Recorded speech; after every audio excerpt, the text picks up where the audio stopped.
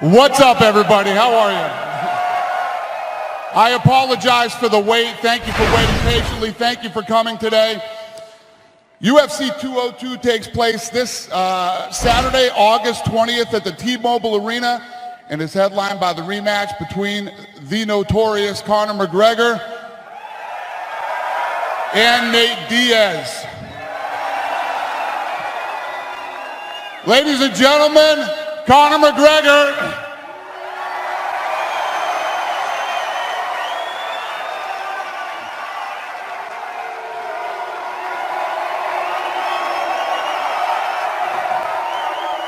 And Nate Diaz.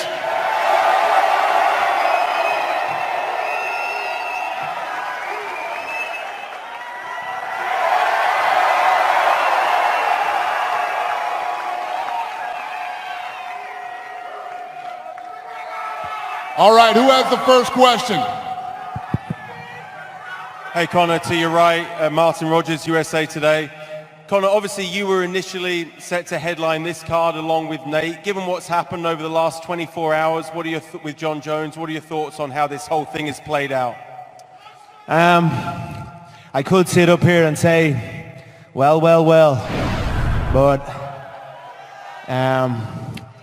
you know, I am a successful human being, and successful human beings do not celebrate in the adversity or misfortune of others. So, you know, I wish Jon well. I wish everyone backstage well. I know they're running around like headless chickens trying to get everything together, but all I missed was a press conference. If I look at the facts, the main event of the fight and the co-main of the event of the fight weren't even at that press conference. So it is what it is.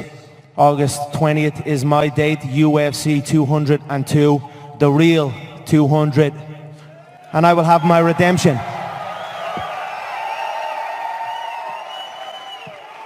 Nate, you've known Jon Jones for a long time. Were you surprised that he tested positive for a drug test? Were you surprised that Jon Jones tested positive?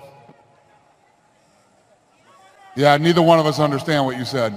I said, Nate, were you surprised that Jon Jones tested positive? Everybody's on steroids.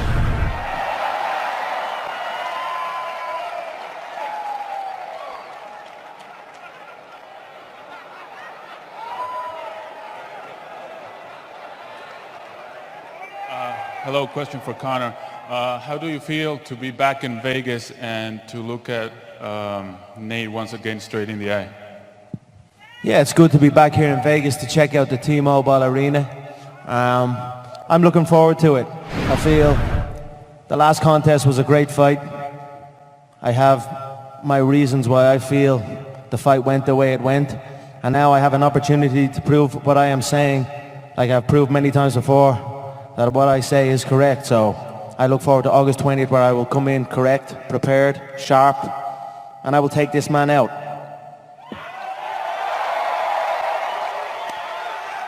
One more, Conor. What have you been doing different in your preparation for this rematch? You know, I've simply prepared a little bit more specific. Usually, I don't prepare for a specific opponent, and the reasons are clear to everybody.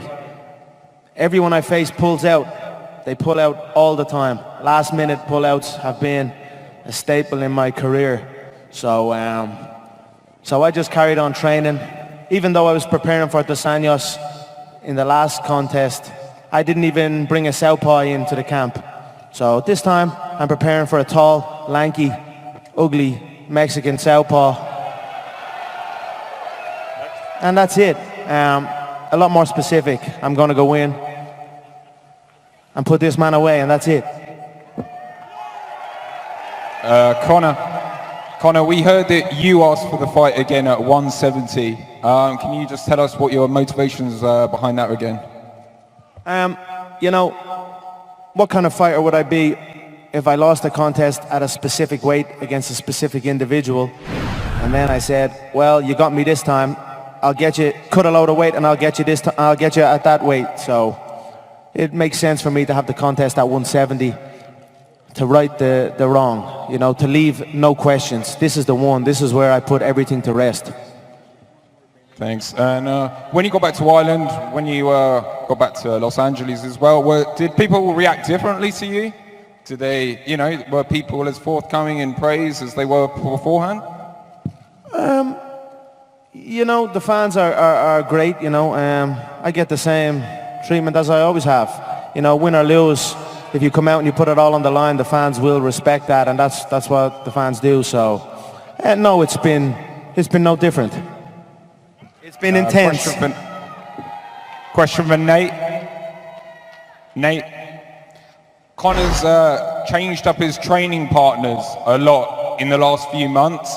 Back in March, this was a big criticism that you had of Conor. What do you make of the people that he's been working with in the last few months?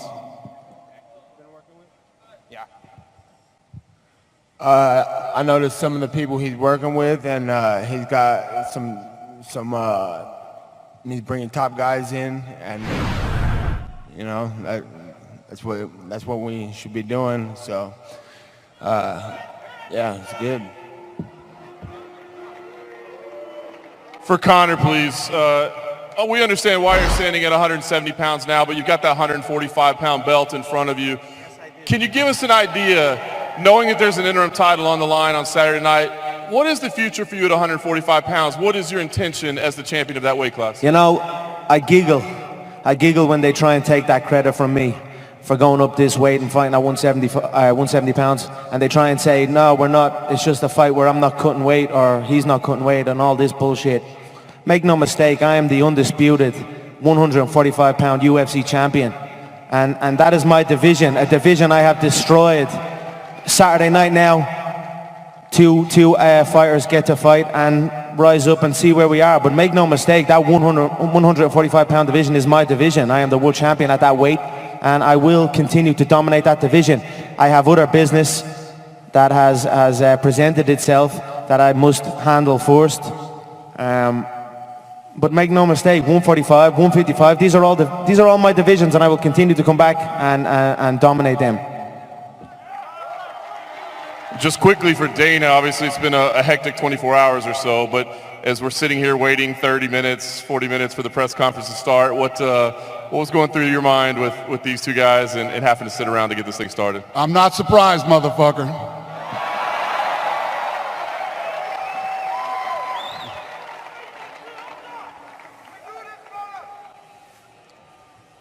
Question for Conor. How are you, Conor? You know, I'm wondering if after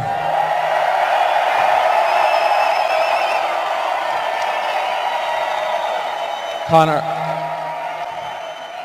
after what happened at the press conference in April with Nate showing up, you weren't there. And he said, I'm not going to fight on this card, that he only wanted to fight against you. And then the negotiations afterwards. I know there's a rivalry between you two, but in a weird way, is there almost like this unspoken bond between you two as well? You know, real fighters respect real fighters. So I respect that he held out for me as well. But at the same time, he played a safe option. He didn't take what's known in the game as a McGregor risk. You know, he was offered welterweight belts.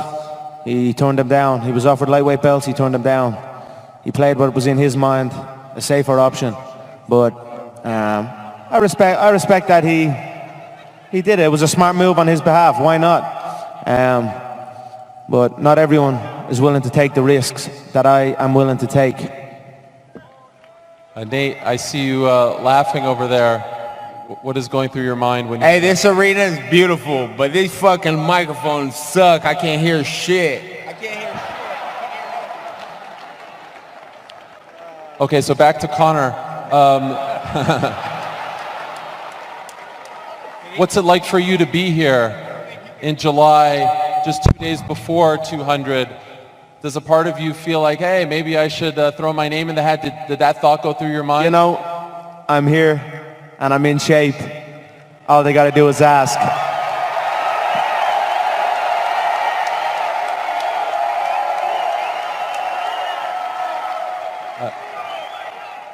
For you, Nate, did the thought go through your mind about maybe fighting in a couple of days? Did the thought go through your mind about maybe fighting in a couple of days, 200? You want me to sit down? No, put the mic down.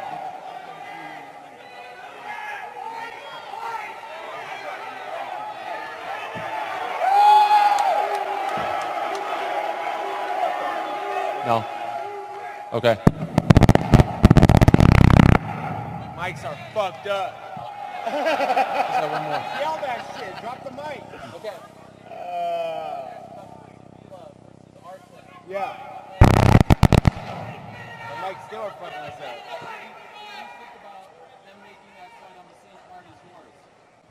Should I talk to myself? Just chill and get Yeah, my boy Chris Avila is coming up in the game, and he's ready to rock and roll. He's got a tough fight ahead of him with Artem, so we're here to represent for what we do, and that's what we're here for. So yeah, watch out for my boy Chris Avila. He's coming, up and comer. So check him out.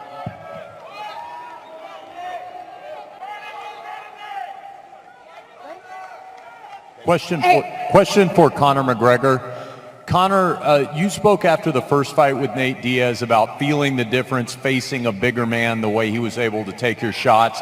Is that anything that you're incorporating into your camp for this rematch in terms of preparing for that? All my sparring partners are 6 foot plus.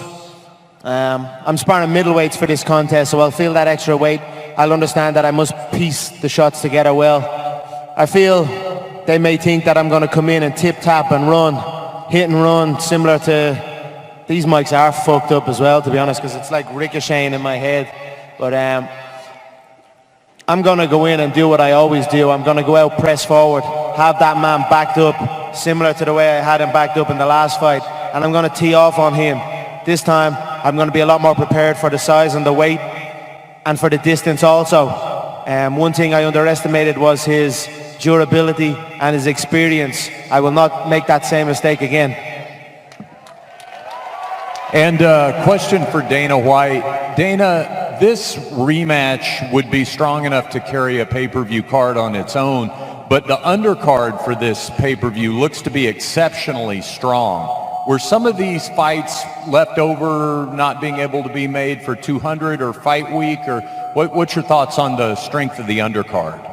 Thank you. We always try to build strong cards. I mean, that's what we do. If the fighters are available, they're not hurt, then yeah, we always try to build strong cards.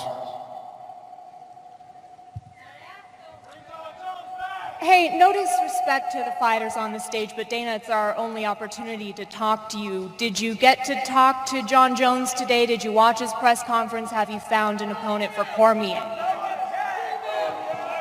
To me? Yeah, you. No, I haven't talked to John Jones today. I've talked to Cormier a lot, but I haven't talked to John yet. Did you listen to his press conference this I morning? didn't. Did not? No. Have you found an opponent for Cormier? Have I found what? An opponent for Cormier? That's what I've been working on all day. Yeah, that's what I've been doing since last night. So nothing yet? I'm working on it. Thank you. Question for Conor McGregor. Conor, now that you're here in Vegas and you've had some time to think about how everything went down, would you do anything differently? Would you change anything? There was a lot of stuff going on when all that other stuff was going on. I witnessed the tragedy inside the cage.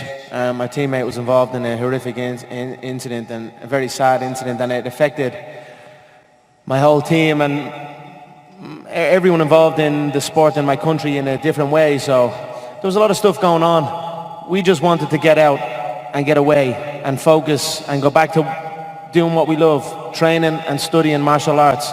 So we picked up and we went to Iceland. What I would have